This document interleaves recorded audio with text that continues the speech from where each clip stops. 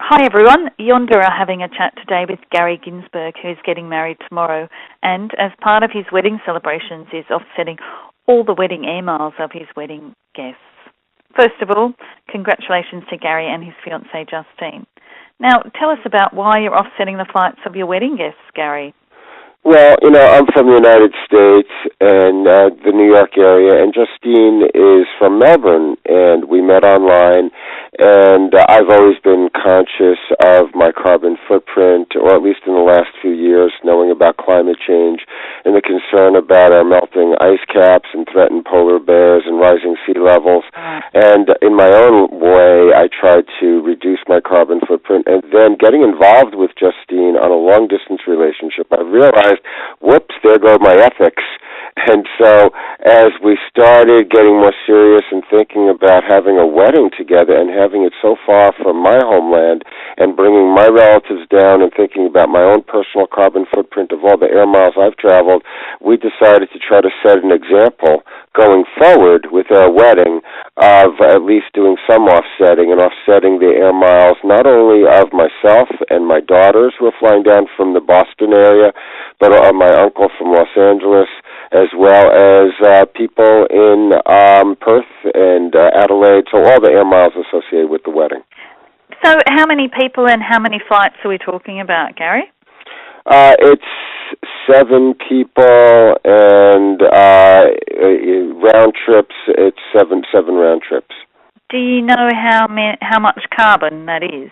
That's 58 tons of carbon, which is about double your average person's yearly quota, or yearly average, rather, of carbon emission.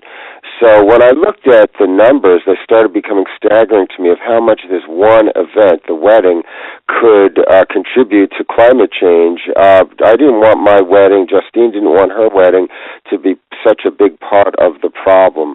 And we've been aware that events like the Super Bowl in the United States have tried to be carbon neutral and offset their footprint by planting trees.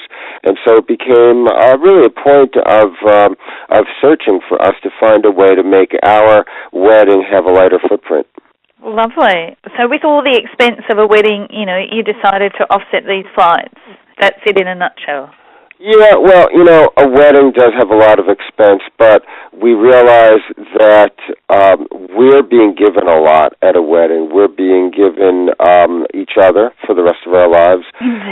We're being given friends and family being around us. We feel like our world is very complete, but part of the Jewish ritual is to break the glass and recognize that outside of our little circle of happiness, there can be a lot that's in need of repair. And it's always important when you're spending a lot to also think about, when you're spending a lot on yourself, to think about giving something back to others who are in need. And we see our little blue-green friend, planet Earth, which seems to be shrinking by the minute and melting by the minute and has a fever.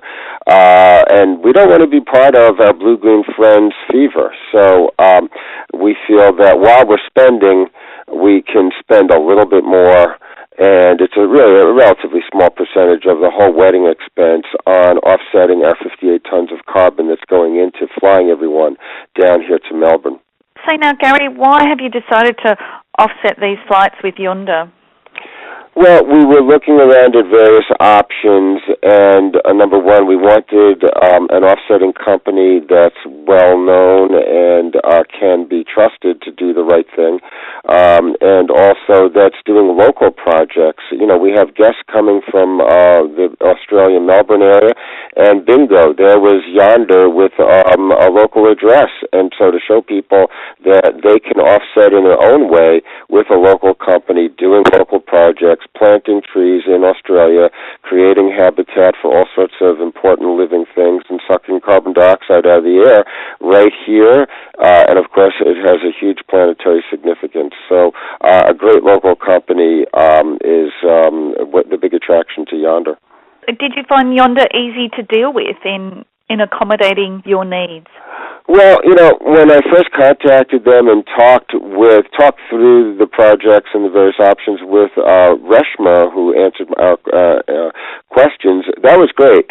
But then when I actually went to pay online, the way it was set up was not friendly to a one-off special event party. So what I would say to anyone who wants to follow in our footsteps and offset their wedding or any special occasion is make sure you discuss that with Reshma or whoever you get on the phone, and they will come up with a way, just like they did with me, to calculate your miles or calculate your carbon footprint for your party and make a special one-off offsetting purchase.